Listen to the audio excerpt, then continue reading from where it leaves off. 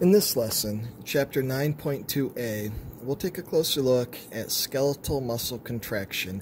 In this first part of skeletal muscle contraction, we're going to look specifically at the neuromuscular junction, stimulus for contraction, and excitation contraction coupling.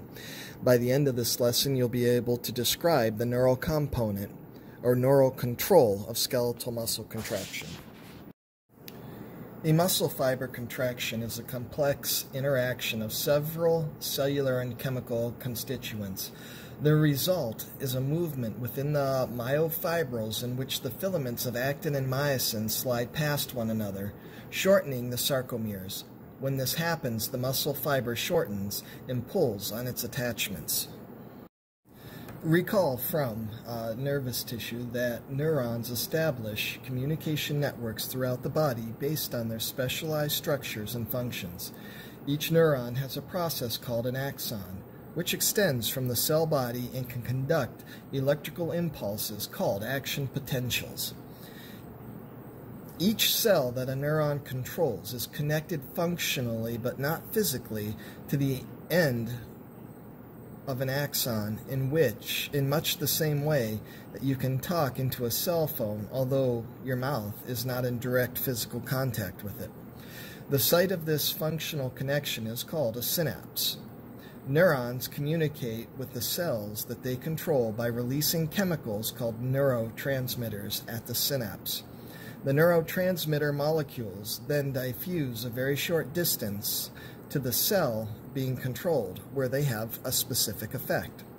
Neurons that control effectors, including skeletal muscle fibers, are called motor neurons. Normally, a skeletal muscle fiber contracts only upon stimulation by its motor neuron. The synapse where a muscle neuron or where a motor neuron axon and skeletal muscle fiber meet is called the neuromuscular junction. Here, the muscle fiber membrane is specialized to form a motor end plate, where nuclei and mitochondria are abundant and the sarcolemma is extensively folded. A small gap called the synaptic cleft separates the membrane of the neuron and the membrane of the muscle fiber. The cytoplasm at the distal end of the axon is rich in mitochondria and contains many tiny vesicles, or synaptic vesicles, that store the neurotransmitter. Stimulus for contraction. Acetylcholine is the neurotransmitter that motor neurons use to control skeletal muscle contraction. Acetylcholine is synthesized in the cytoplasm of the motor neuron and is stored in synaptic vesicles near the distal end of its axon. When an action potential reaches the end of the axon, some of these vesicles release acetylcholine into the synaptic cleft. Acetylcholine diffuses rapidly across the synaptic cleft and binds to specific protein molecules or receptors in the muscle fiber membrane, increasing the membrane permeability to sodium and potassium ions. Active transport of sodium and potassium ions across the cell membrane creates a condition in which the sodium ion concentration is higher outside the cell and the potassium ion concentration is higher inside the cell. Also remember that an ion will diffuse across the cell membrane only if two conditions are met. There is a concentration gradient or difference, and the membrane is permeable to that ion. Membrane permeability is such that potassium ions pass through channels in resting cell membranes more readily than do sodium ions. The sodium-potassium pump maintains the concentration gradients for these two ions.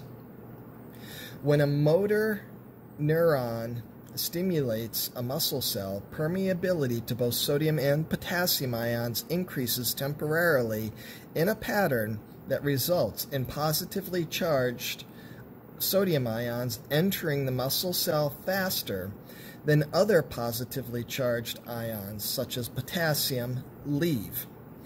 This net movement of positive charges into the muscle cell at the motor end plate opens nearby sodium channels on the sarcolemma.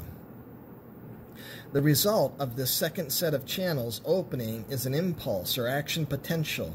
In much the same way that an impulse is conducted along the axon of a neuron, an impulse now spreads in all directions along the muscle fiber membrane and continues into the transverse tubules deep into the fiber.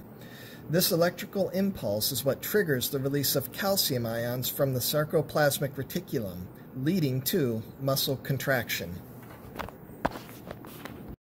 Excitation contraction coupling. The connection between stimulation of a muscle fiber and contraction is called excitation contraction coupling, and it involves an increase in calcium ions in the cytosol.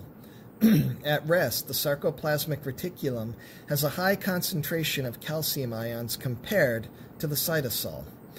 This is due to active transport of calcium ions, or a calcium pump, in the membrane of the sarcoplasmic reticulum.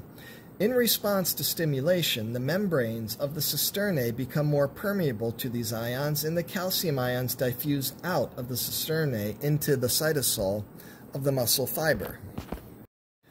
When a muscle fiber is at rest, the troponin-tropomyosin complexes block the binding sites on the actin molecules and thus prevent the formation of linkages with myosin heads. As the contraction of calcium ions in the cytosol rises, however, the calcium ions bind to the troponin, changing its shape or conformation and altering the position of the tropomyosin.